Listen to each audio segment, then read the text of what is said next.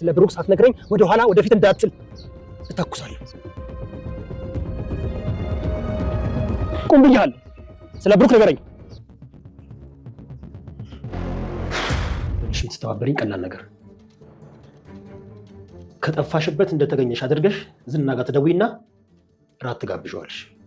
ከዛስ እንዲጠጣ አድርገሽ ስለ ሉላ አንሺበት። ከዛ እንዲሰክር አግዢው። እሺ፣ ከዛስ? ከዛ ቀጥሎ ያለው የኛ ስራ ነው። ምን ብላችሁ ነው የምታወሩት? መተግበራችሁ። እኔን ታውቂኛለሽ? እኔ የምታውቂው ስሜን ብቻ ነው። እኔ ደግሞ ከሱ የበለጠ አውሬ ነኝ። ዝና ለምን ትላፊ አይደለም እና አሳልፌ ያልሰጠውም እያልሽ ነው? አዎ፣ ማን ያውቃል? ምናልባት እናንተን ፈትኑልኝ ብሏችሁ ይሆናል። ስሚ፣ የጠፋ ወንድሜ ነው። እንዲህ አይነት ቀልድ ነፍስሽን ያሳጣሻል። ትነግሪኛለሽ ወይስ ልግደልሽ? ትናገራለሽ ወይስ ትጨርስ?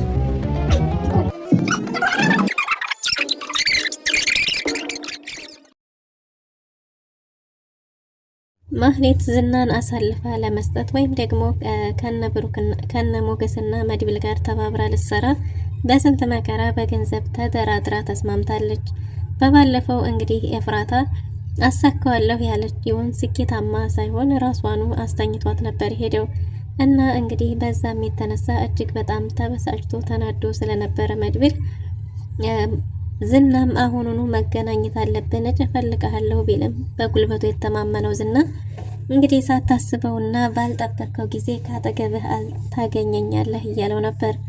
በተደጋጋሚ እየተደወለ ግን ካልተገናኘን ስላለው እሱም በሀሳቡ ተስማምተው ቀጥረውት ነበር። የቀጠሩበት ቦታ ሲደርስም ሞገስን የንቄቱ ንቄት አንተ ወንድ የምትባል አይደለህም፣ ማን ነው ወንዱ? እንደናንተ አይነቶችን መቶዎችን እመታለሁ ብሏል። መቶዎች ጋር ከመሄድ በፊት እኔ ራሴ ላንተ በቂ ነኝ፣ ግን አሁን ተረጋጋና አናግረኝ ብሎት ነበር። እናም ዝናም እንግዲህ እኔ ወንዱ ካንተ ውጭ ሌላ ምንም ወንድ አይታየኝም፣ እሱም ደግሞ ምናልባት ወንድ እንኳን ከተባለም አንተ ወንድ ያደርገዋል ማለት ነው እያለ ነበር ዝና በድፍረት ስሜታዊ ሆኖ ብዙ ቢናገርም ምንም ነገር ከማለትህ በፊት አርፈ ተረጋግተህ ቁም። የምጠይቀህ ጥያቄ አለኝ፣ ለጥያቄ መልስ ትሰጣለህ፣ ካልሆነ ግን ግንባርህን እልሃለሁ ብሎ መድብል ሽጉጥ አውጥቶ ነበር። እናም ዝና ከቆመ በኋላ አርፈህ ሳትንቀሳቀስ ቁም፣ ወንድሜ የት ነው ያለው? ብሩክ የት ነው ያለው እያለው ነበር። ብሩክ የት እንዳለ ምንም የሚያውቀው ነገር እንደሌለ ዝና ተናግሮ ነበር። እናም መድብልም እንግዲህ ካሪም ሞርሲሳ ማን ነው? ሻሸመኔ አንዳንድ ቦታዎች ያሉት ቦታዎች የጤፍ የሽምብራ የምን ቦታዎች ናቸው እያለ ስለሚሰራው ስራ አንዳንድ ነገሮችን ሲነግረው እጅግ በጣም ነበር የደነገጠው። እንዴት አወክ ስለሱ እያለው ነበር። አይደለም ስለሱ ስላንተ በጣም ብዙ ነገሮችን አውቃለሁ፣ የምሰራውንም ስራ ጭምር አውቃለሁ ብሎት ነበር። የምሰራውን ስራ እንኳን አታውቅም፣ ስለኔ ምንም የምታውቀው ነገር የለህም ሲለው ነበር ብዙ መረጃዎችን የነገረው። እናም እንግዲህ እንደዛ ካልክማ አይቀር ብሎ መረጃዎቹን በሙሉ እስር ቤት ያሉ ልጆች ሳይቀሩ ጭምር ነግሮታል። መድብልም እሱ ምንም ነገር እንደማይፈራ ለምንም ነገር ግድ እንደሌለውና እስር ቤቱን ግን መኖሪያው እንዳደረገው እሱ ግን ደግሞ እስር ቤትም ከገባ መጀመሪያ እሱን ገድሎ እንደሚሆን ነግሮት ነበር። ዝናም እኔ እኮ ዝና ነኝ በጭራሽ አልፈራም ቢልም ግን ደግሞ ዝና የመጨነቅና የመረበሽ ስሜት ይታይበት ነበር። ስለነዚህ ሰዎች ስለነ ካሪም ሞርሲሳም ሲናገር በጣም የተደናገጠ የሚመስል ነበር። አንተ እንዴት አወቅ ስለነዚህ እያለው ነበር። ብሩክ የት ነው ያለው ብሎ አጥብቆ ሲጠይቀው ስለ ብሩክ እንግዲህ የማውቀው ብቸኛ ሰው እኔ ከሆንኩ በጭራሽ ደፍረህ አትተኩስም ብሎት ነበር ጥሎት የሄደው። በዚህም ሰዓት መድብል እጅግ በጣም ተናዶና ስሜታዊ ሆኖ ስለነበረ እተኩሳለሁ እያለው ነበር። እሱም ደግሞ ብቸኛ ሰው ስለ ብሩክ የማውቀው እኔ ብቻ ከሆንኩኝ እንደዛ ብለህ ካሰብክ ልትተኩሰው አትተኩሰውም አችልም ብሎ ነበር ጥሎት የሄደው። ሞገስም እባክህ ሌላ መፍትሄ እንፈልጋለን እንጂ በጭራሽ እንደዛማ ማድረግ የለብህም፣ እሱ አውቆ ሊያሳስተህ ነው። ዝና በእንደዚህ መልክ ተመልሶ ከሄደ ተደናግጦ ተመልሶ ከሄደ ፈርቷል ማለት ነው፣ ፈርቷል ዝና። ስለዚህ በሌላ መንገድ እሱን የምንይዝበትን መንገድ እንፈጥራለን። ሉላ እኮ በጣም ብዙ ነገሮችን ብላኝ ነበር እያለው ነበር። መድብልም ከጠበቅኩት በላይ በጣም አርቆ አሳቢና አስተዋይ፣ ዝም ብሎ በደመ ነፍስ የሚነዳ ሰው አይደለም። አየኸው አይደል? ስለ ወንድሜ የሚያውቀው ብቸኛ ሰው እሱ መሆኑን ሲያውቅ እኮ ነው እንደማልተኩስበት እርግጠኛ ሆኖ የሄደው።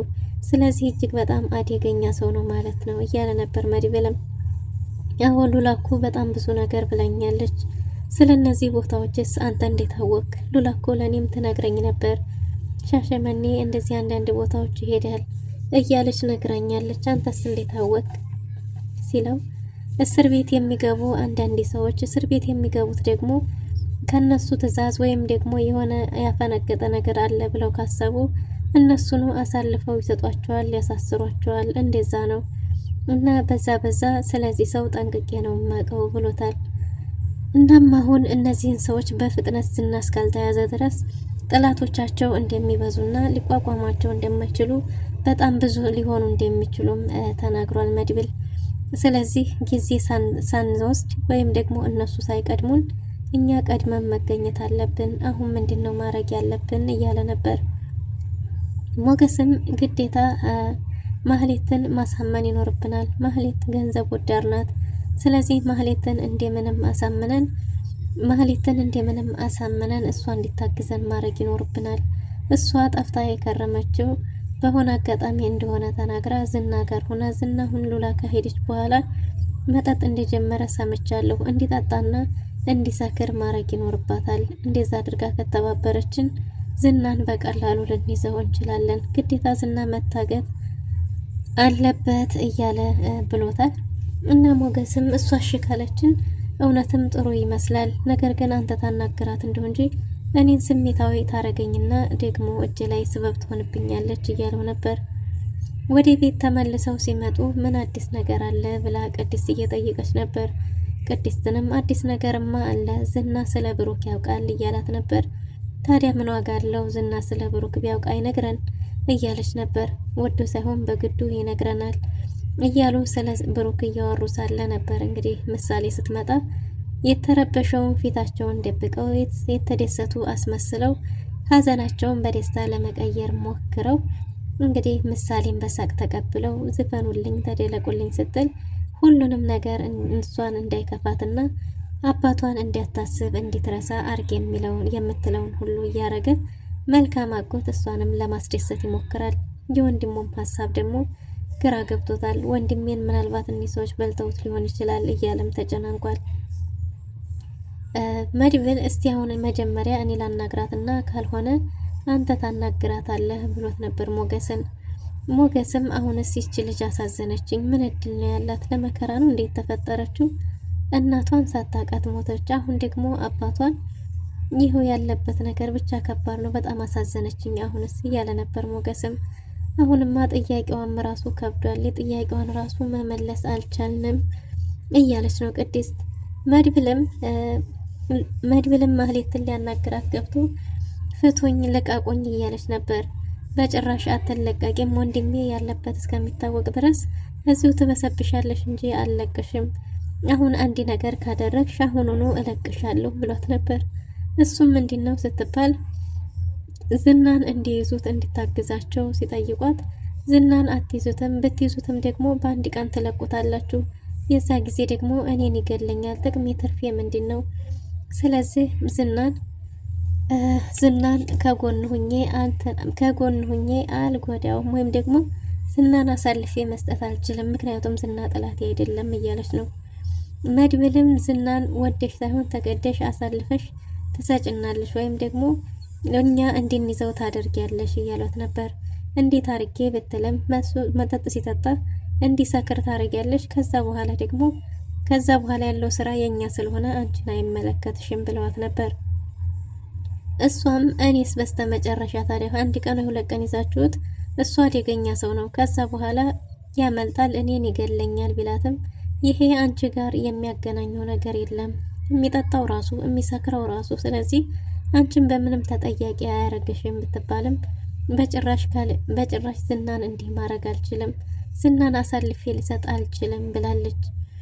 እና መድብልም ስሜታዊ ሆኖ እንግዲያስ ወንድሜ ሳይገኝ በህይወት እኖራለሁ ብለሽ ከሆነ አታስቢ እያላት ነበር። ይህንን ከማደርግ እዚሁ ተቀምጬ ብቀለብ ይሻለኛል ብላለች።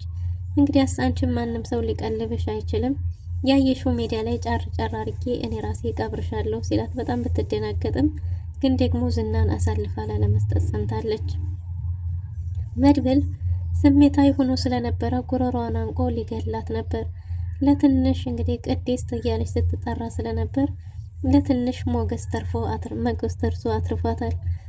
ሞገስ ተርሶ ካተረፋት በኋላ መድብልም እንግዲህ ከሰማሽ ጠይቃት፣ አለዛ ግን እገላታለሁ ብሎ ተናዶ ወጥቷል። ሞገስም እንዲታግዛቸውና እንዲተባበራቸው ካልሆነ ግን ራሱ መድብል እንደሚገላት ነግሯታል። መድብልም ከዝና የባስኩት ሰይጣን እኔ ነኝ፣ አታቂም ማለት ነው፣ ስለኔ ምንም የምታቂው ነገር የለሽም እያላት ነበር። እኔ ዝናን አሳልፌ ብሰጣችሁ ምን እጠቀማለሁ እያለች ነበር። እና ሞገስም እልቅስ አርፈሽ ከዚህ መውጣት ከፈለግሽ ዝናን አሳልፈሽ ስጭን፣ ዝናን እንድንይዝ ተባበሪም ብሏት ነበር። ግን አንተ ለነገሩ ምሳሌ እንዳትታከም ከኔ ጋር ሴራ ተጠነሰስ እንደነበር፣ ከኔ ጋር አብረተኛ እንደነበር ይህን ሁሉ ነገር ግን ዝና ያውቃል እያላት ነበር።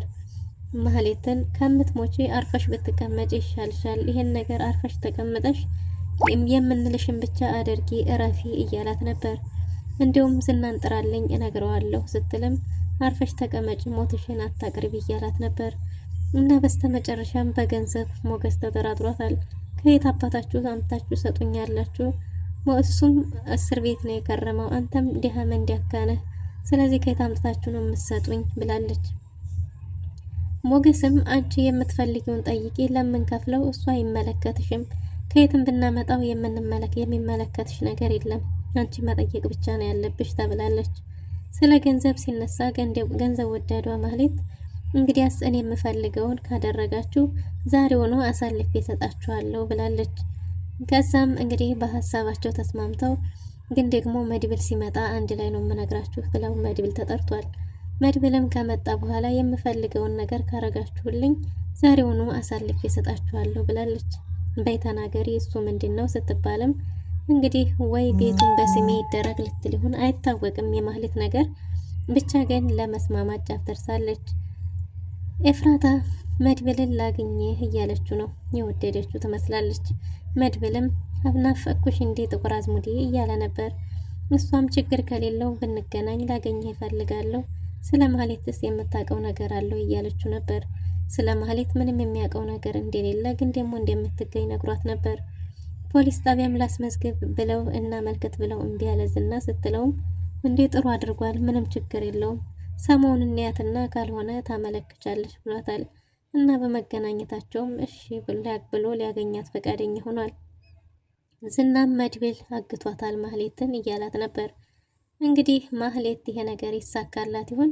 ዳጣም እኔ ራሴ የሰራሁትን ምግብ ነው ለማህሌት የምሰጣት፣ ማህሌትን እምበቀላት እኔ ነኝ ብትልም የታሰረን ሰው በቀል እንደማያስፈልገው መጥፎ ለሰራ መልሱ መልካም መሆን የተሻለ እንደሆነ ቅድስትም እየተናገረች ነው። ቅድስት የዛሬም ባይሆንም የሆነ ቀን ከእጇ በልቻለሁና እኔ ምንም ቢሆን መጥፎ አልሰራትም፣ የራሷ ስራ እዛ ይምታት ብላ እየተንከባከበቻት ነው። ስለዚህም እንክብካቤው ስለተመቻት በጭራሽ ከዚህ አልሄድም፣ እዚሁ ግዴሉኝ ዝና ከሚገለኝም እያለች ነው። ዳጣ ስለ እናቷ ሲነሳ ሁሌ ስስለብ ነው ያላት፣ ታለቃቅሳለች። እናም እንግዲህ አባቷን ስለ እናቷ ልትጠይቀውም ወስናለች። አቶ ደረጀ ስለ እናቷ የእውነት ይነግራት ይሆን?